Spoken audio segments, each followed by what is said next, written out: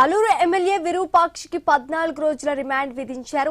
ఆయన తనయుడు చంద్రతో పాటు మరో 14 మంది కార్యకర్తలను పోలీసులు అర్ధరాత్రి కర్నూలు సబ్ జైలుకు తరలించారు. Aluru junior civil judge court remand విధించడంతో పోలీసుల భద్రత మధ్య వారిని జైలుకు తీసుకువెళ్లారు.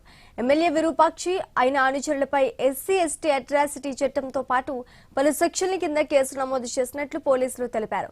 కేసు నమోదు అనంతరం వారిని అరెస్ట్ చేసి కోర్టులో హాజరుపరచగా కోర్టు రిమాండ్ విధించింది. తమ పార్టీ కార్యకర్తను పరామర్శించేందుకు వెళ్లిన సమయంలోనే కుట్రపూరితంగా అక్రమ అరెస్ట్ చేశారని ఎమ్మెల్యే విరూపాక్షి ఆరోపించారు. కూటమి ప్రభుత్వం రాజకీయ కక్ష సాధింపులకు పాల్పడుతోందని ఇన్ఛార్జ్ వైకుంఠం జ్యోతి ఆధ్వర్యంలో ఈ అరెస్టులు జరిగాయని విమర్శించారు. తమ కార్యకర్తలపై దాడులు చేసి తిరిగి తమపైనే కేసు నమోదు చేయడం అన్యాయమని మండిపడ్డారు. ఎమ్మెల్యే విరూపాక్షి ఆయన అనుచరులను సబ్ జైలుకు తరలించే సమయంలో ఇలాంటి అవాంఛనీయ ఘటనలు జరగకుండా పోలీసులు భారీ బందోబస్తు ఏర్పాటు చేశారు.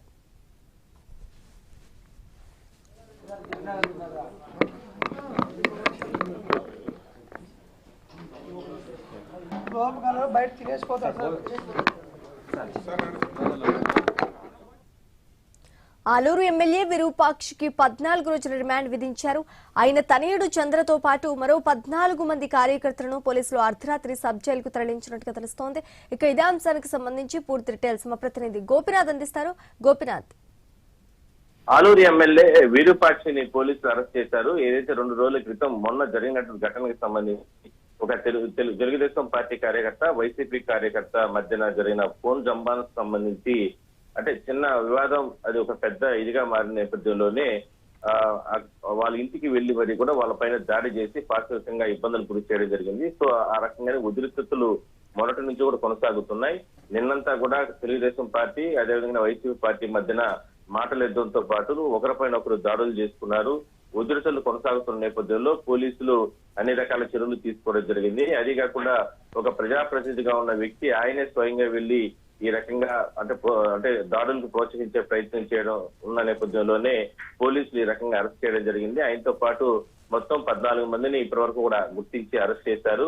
కార్యకర్త ఇంటికి వెళ్లి వాళ్ళపైన తెలుగుదేశం పార్టీ నేతలపైన దాడులు చేసి భయభ్రాంతులు గురి చేసే రకంగా గ్రామంలో చేసిన నేపథ్యంలోనే ఈ రకంగా చర్యలు తీసుకోవడం జరిగింది. సో మొత్తం 14 మంది కార్యకర్తలను కూడా పోలీసులు అరెస్ట్ చేసి కోర్టులో హాజరుపరిచిన నేపథ్యంలోనే ఎమ్మెల్యేతో పాటు ఉన్నటువంటి అనుచరులకు అందరికీ కూడా కోర్టు న్యాయమూర్తి రిమాండ్ ఇవ్వడం జరిగింది.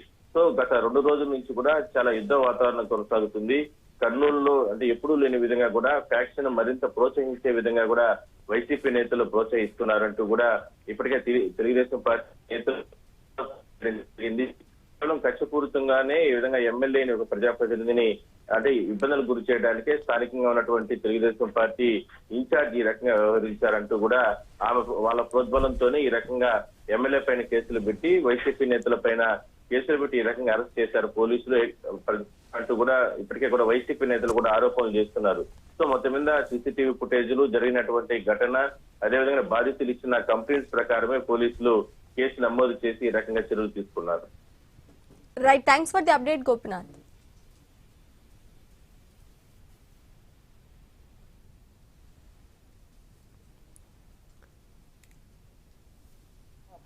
పరామర్శించేకంటే దాన్ని అదను చూసుకొని ఈ కూటమి నాయకులు ఈ రాక్షస పరిపాలన చేసే దుర్మార్గమైన పరిపాలన చేస్తున్న ఈ రాక్షస పరిపాలన అక్కడ ఉండే ఒక ఆయన ఇన్ఛార్జ్ జ్యోతమ్మ వాళ్ళని ఎంత అన్యాయంగా అంటే అంత అన్యాయంగా అరెస్ట్ చేసినారు ఈ రోజు బట్టి. ఎందుకంటే ఈ పోలీస్ డిపార్ట్మెంట్ చాలా అన్యాయంగా ఇన్ఛార్జ్ జ్యోతమ్మ ఈ ఎన్నాళ్ళు ఈ పరిపాలన ఎన్నాళ్ళు ఉంది, దుర్మార్గమైన పరిపాలన ఉంది, అలా అన్యాయంగా అరెస్ట్ చేసి ఈరోజు అసలు నేను మా కార్యకర్తలు కొట్టింటే మా కార్యకర్తలు కొట్టి మళ్ళా కొట్టించుకొని వాళ్ళ కార్యకర్తలు పెట్టి మళ్ళీ ఇప్పుడు నన్నే అన్యాయంగా అక్రమంగా అరెస్ట్ చేసి దుర్మార్గంగా అరెస్ట్ చేసి చాలా దుర్మార్గమైన పరిపాలన చేస్తున్నారు ఈ కూటి ప్రభుత్వం. ఖచ్చితంగా ఈ కూటి ప్రభుత్వం కూటికి పోయే కాలం ఖచ్చితంగా వస్తుందని నేను ముఖ్యంగా చెప్తున్నాను. కార్యకర్తను